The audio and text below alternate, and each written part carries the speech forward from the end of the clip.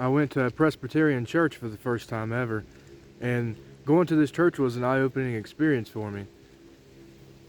Whenever you study and research a church and their beliefs, what they believe, why they believe it, and what they use to defend their beliefs, you can paint a picture of the church in your head. And then that picture can be completely different from the reality of the church once you actually step foot into that church and you actually interact and engage in a religious service of that church. And that's exactly what I experienced with the Presbyterian Church, and it was very intriguing for me. Even though overall I did not like my experience with the Presbyterian Church, and there's one thing I do need to mention here, is I do realize that the more usually the more modern and mainstream a church is, usually the more liberal and progressive that church is, and the more that church veers away from that church's original beliefs, teachings, and practices. And this Presbyterian church I went to is a member of the PCUSA, which the PCUSA is the liberal, progressive, left-leaning denomination of the Presbyterian Church in the U.S. The PCUSA is the liberal wing of the Presbyterian Church, and then the PCA is the more conservative side of the Presbyterian Church.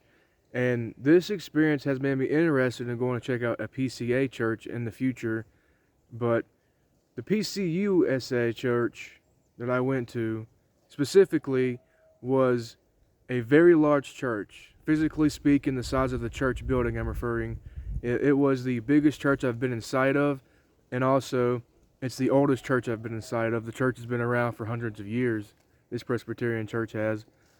And so I do appreciate the historical land building I was in. I do appreciate being a part of a service of a church that's been around for hundreds of years, and I'm referring to that church congregation itself, not the overall, church denomination. The church itself was beautiful in a simple way. The walls were just plain white, but they did have stained glass windows that were beautiful. And my favorite part of this experience with the Presbyterian Church is they had this huge, beautiful organ. It looked beautiful, it was huge, and it played beautifully. And my favorite part of the Presbyterian Church that I went to here was the music itself, the music the organ played. And the singing and the music I did enjoy for the most part. However, the organ was so loud that you couldn't hear majority of the voices of the singing. And the people there were very nice, very respectful. Probably 4 or 5 people greeted me and shook my hand and were very respectful. And they weren't overbearing or pushy or creepy like some of my religious experiences have been so far. So I do appreciate that about this Presbyterian church. However, my perspective of how I experienced this Presbyterian church is overall not enjoyable for me. And what's not enjoyable about it is I had expected a very intelligent, a very well put together sermon and a well put together service. And I do suppose overall I wasn't expecting a technical issue, first of all, of the instruments being so loud you can't hear the singing. That was not something I expected, just because I'd painted the picture of Presbyterians being this very intelligent group of people.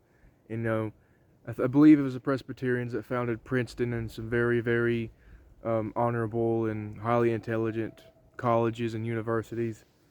So I did not get what I was expecting out of this Presbyterian church.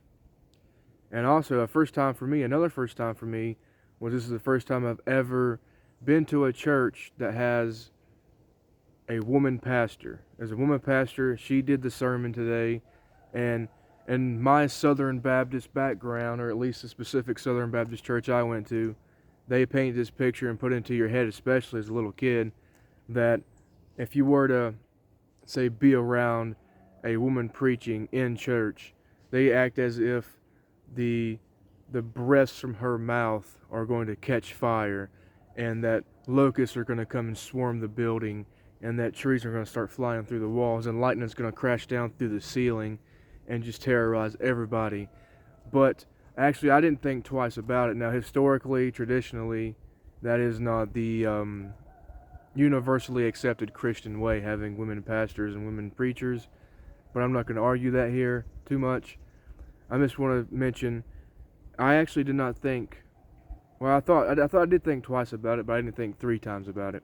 I recognized, hey, I noticed there were 2 pastors or preachers. There was a man and a woman, and for this video, I'll just call them the co-pastors. The man co-pastor would lead, he would lead prayers, and he would do like these TED Talk things for 2 or 3 minutes and do some skits, almost like, and then pretty much the woman pastor took over for the rest of the service.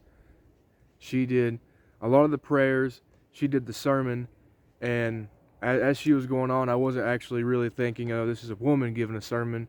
I was more so just thinking about the sermon itself and what she was saying, or at least I was trying to. The whole service, the sermon itself and the whole service, just felt like they were patting themselves on the back. The male pastor gave a little TED Talk type thing, and he pretty much just said, as long as you're trying, you're fine. Just keep trying. And several times the woman pastor, especially during her sermon, she would mention about how the church, this congregation, has done so many great things, and how they continue to do great things, and how we should encourage each other to continue to do great things. She kept talking about the outreach ministry program they have, how clean the church is, that they have a nursery now, and all of these great things, and how they help the local community of the church.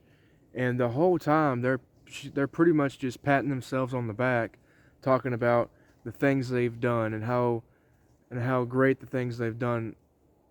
Well, they didn't say how great the things were, but they were just talking about the good things they've done for the congregation, for the church members, and for the members of the community around the church.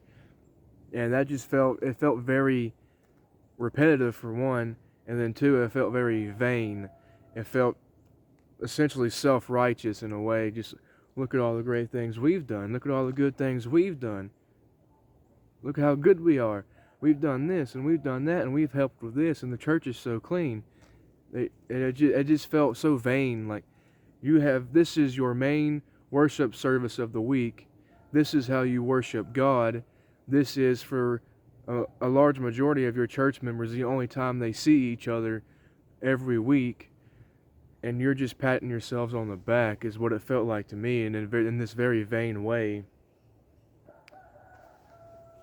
That's just what I thought of that. And what didn't help is, in this sermon, I saw one of the stupidest things that I have ever seen in a religious setting, and that's saying a lot because I was raised Southern Baptist. The woman, okay, I'll give you a background context here. After maybe a third of the service has begun, the children do like this little skit thing in front of the whole church, and then the children go to another part of the building, and they have like a kids' church or something, or like a kid Sunday school, or whatever it is they do. But the kids leave the main congregation and go to another part of the building. Keep that in mind. About 10-15 minutes later, the woman pastor begins her sermon. And in her sermon, she is doing child storybook.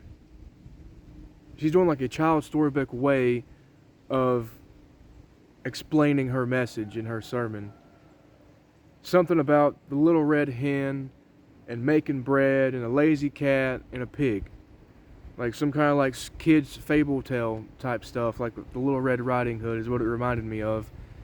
Talking about a little red hen making bread and how nobody would help that little red hen, or something along those lines. And she was using that as an analogy about how we should help people and how we should encourage people and how we shouldn't be lazy, which is a great message, but the delivery of the message was horrible. You keep in mind the majority of this church is 60 to 80s. I'm going to say a solid 70% was at the very least 50s or older. And then, a solid another 15% is 30s and 40s. And then probably the other 15% would be little kids, 12 and younger.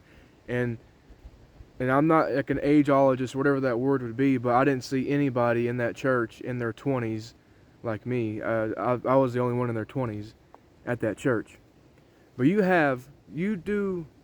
structure your message in a kid's fable tale, child storybook manner, to where I would assume you're doing it so that way the little kids can understand it, but you're doing it when the little kids are not in the congregation, or they can't hear that message. So you're doing this kid fable tale, child storybook type way of explaining your message in your sermon, but you're doing it when there's no kids in the congregation. And you're doing this to the majority of 60+ year old men and women. That felt very stupid. Very stupid. And considering how I thought Presbyterians were, well, I'm not saying all Presbyterians are stupid, okay? I'm not saying she is stupid. I am just questioning the purpose of structuring her sermon in that manner, of using a child storybook or a kid's fable tale or whatever it is to explain something as simple as we need to help each other and we need to encourage each other. That's beyond me. But other than that, the woman pastor mentioned something about as long as you just keep trying and you'll be fine, or just keep trying, and as long as you wake up every day and try, you're going to fail, you're going to say things you shouldn't do, you're going to do things you shouldn't do, and you're going to not do things you should do. So, but as long as you keep trying, just keep trying, and God will love you and have mercy on you. And it just felt like a very weak and watered down version of Christianity, which, again, considering Presbyterian Church is a traditional Protestant church, I was expecting a lot more. And then it was after I left the Presbyterian Church that I realized, okay, this is the liberal sect of Presbyterianism, the PCUSA. It's the liberal sect of Presbyterianism, and I should probably go to a PCA church to see the more conservative side of the Presbyterian Church. And man, everything felt so vain in there. The message itself felt vain. The little TED Talks they had in between the singing felt vain. They did do, like the prayers were fine. The songs that they were singing were fine, other than that technical issues with the instrument I mentioned earlier. The people were fine. The building itself, while simple but fine as well. And I'm not saying all Presbyterians are stupid or any type of way. I'm just saying in my experience, the structure of the service felt stupid. It felt vain. It felt pointless. And I couldn't wait to leave. Luckily, the service only lasted 55 minutes, which that is probably the shortest religious service that I've been a part of. But pretty much that's it, and thanks for watching.